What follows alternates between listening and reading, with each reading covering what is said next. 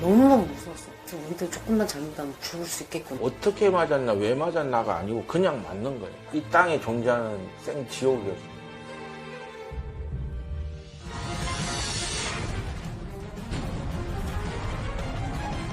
그럼 오늘 저희가 같이 짚어볼 사건이 바로 네. 그 악명 높은 부산 형제복지원 사건. 형제복지원 사건. 네. 부산시 북구 주례동선 18번 불황인들의 과거는 충격적인 것은 일반 시민들까지 납치, 감금해서 이 시설에 가둬놓고 무수히 많은 가혹행위와 불법 행위들을 저질러야 된다는 점입니다.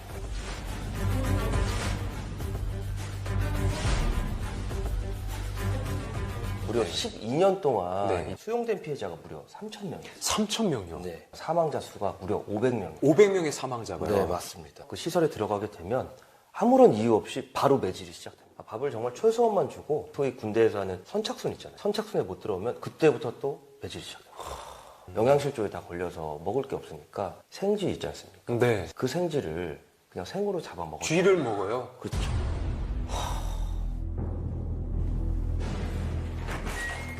안녕하세요. 반갑습니다. 당연히 생생하죠. 그럼 이럴 수가 없어요.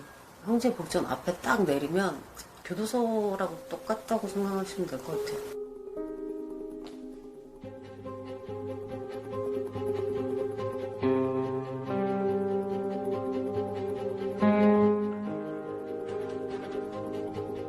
무자비로 발로 차고 몽둥이로 때리고 어떻게 때리는 게 없어요.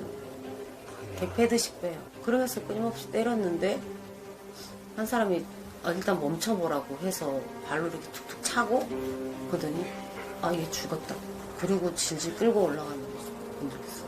그런 시체들이 나왔을 때는 큰 병원에다가 폐부용으로 실습용으로 팔렸던 거를 그렇게 또 말을 해주는 거예요. 그냥 이 땅에 존재하는 생지옥이었습니다. 그럼 시체를 병원에까지 갖다 팔았다? 이거는 정말 말이 안 되는 일 같은데요? 가해자들은 좀 제대로 처벌을 받은 건가요? 받기는 받았는데요. 원장이 받은 처벌은 고작 징역 2년 6개월이었어요. 2년 6개월이었어요. 2년 6개월요? 아니 어째서요? 그렇게 끔찍한 일을 저지르고 2년 6개월이라뇨? 폭행치사, 특수감금, 업무상 횡령, 외환관리법 등이 기소가 됐는데 가장 죄책이 약한 업무상 횡령과 외환관리법만 유죄가 인정이 됐습니다. 기소된 부분 중에 핵심적인 죄명인 특수감금죄와 폭행치사가 무죄 판결이 선고가 된 거예요. 이게 무죄가 나왔다고요? 네. 문제가 나오죠?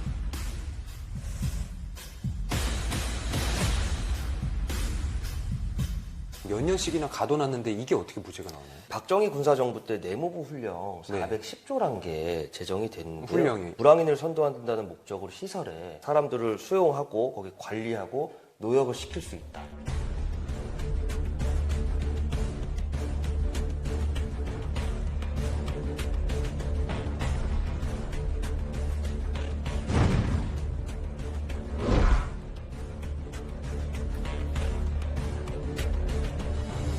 말도 안 되는 게 지금으로 치면은 거의 뭐 무기징역 아닌가요? 이 정도면? 요즘 같은 경우에 살인죄가 일어났을 때 피해자가 한 명일 경우에 최대로 선고할 수 있는 양형 기준이 30년이거든요. 네. 이제 500명을 이제 사망에 이르게 했다고 하니까 그건 뭐 사실 네. 상상할 수 없는 형량이 네. 나오겠죠. 또 한 가지를 적용할 수가 있는데요. 네. 바로 범죄단체 구성죄, 일명 범단이라고 하는데 이 죄명은요 80년대에도 있었고 현재도 똑같이 존재하는 법입니다. 아, 그래요? 그리고 심지어 형량도 똑같습니다. 사형, 무기징역 또는 징역 10년 이상의. 당시 법으로 해도요? 그렇습니다. 당시에도 그런 법이 있었고, 근데 왜- 뭐 지금 물론 있고. 그럼 왜 당시에는 기소가 안 됐던 거예요? 그 당시 군사정권에서 검사님에 대한 압박이 들어옵니다.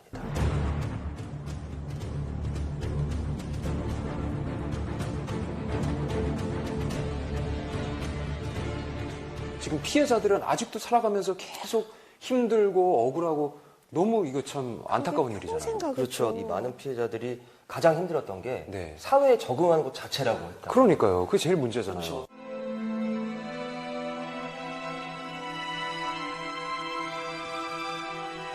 저 같은 경우에 자주 쓰러지고 가호흡증 증후군 생기고 그걸 받아줄 회사는 없죠. 결국은 이제 직업을 바꿔야겠다. 이 고객님 카드 배송원인데요. 이 사람이 나를 사람으로 보는가, 스스로 나를 낮춰서 생각하는 거, 그런 모든 게 겪었던 그런 트라우마 때문에 더 힘든 것 같아요. 단체 같은 데 집단을 좀 가기가 그래요. 자꾸 옛 생각이 나서, 옛 기억들이 나서 아직도 갇히는 걸 싫어해요. 다른 일로 힘들어졌는데 그냥 그 힘듦을 못 견디니까 이제는 솔직히 형제 목전에서 겪었던 그런 힘들로 정신적으로 살 수 있는데 그게 잘 안 돼요. 아무 생각이 안 들어요. 그냥 죽고 싶다는 생각밖에 안 돼요. 올해 5월 20일인데요. 과거사 정리 기본법 개정안이 드디어 통과가 됐습니다.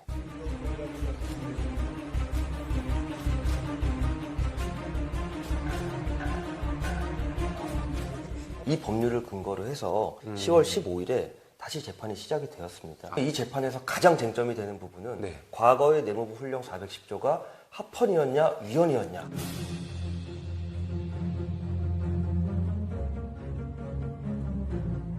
당연히 내무훈령 410조가 위헌 판결이 나면 형제복전에 있었던 일련의 행위들은 전부 다 불법이고 네. 위헌적인 것들이 되는 것이죠. 그러면 원장의 이 특수감금 무죄 판결 났던 게 이 재판을 통해서 유죄로 바뀔 수도 있는 건가요?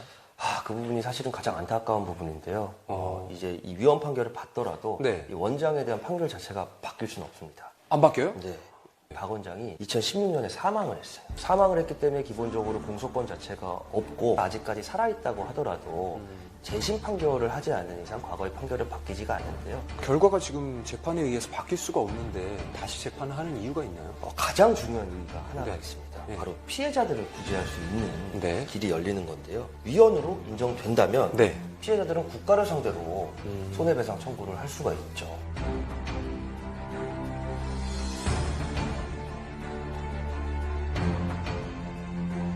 크게 바라는 것도 없어요. 남들처럼 정말 평범하게만 살 수 있다면 기억에서 벗어날 순 없지만 최대한 생각이 안 나게끔 평범하게 살고 싶어요. 정말. 피해자들의 마음을 추스르고 상처를 치유할 수 있는 그런 작은 계기가 됐으면 하는 바람입니다. 그 당시 형제복지원과 관련된 정말 많은 공무원들이 있었어요. 그 공무원들께 들려드리고 싶은 한 문구가 있습니다. 나는 대한민국 공무원으로서 헌법과 법령을 준수하고 국가를 수호하며 국민에 대한 봉사자로서 임무를 성실히 수행할 것을 다짐합니다. 이 말씀들을 꼭 가슴에 담아두셨으면 좋겠습니다.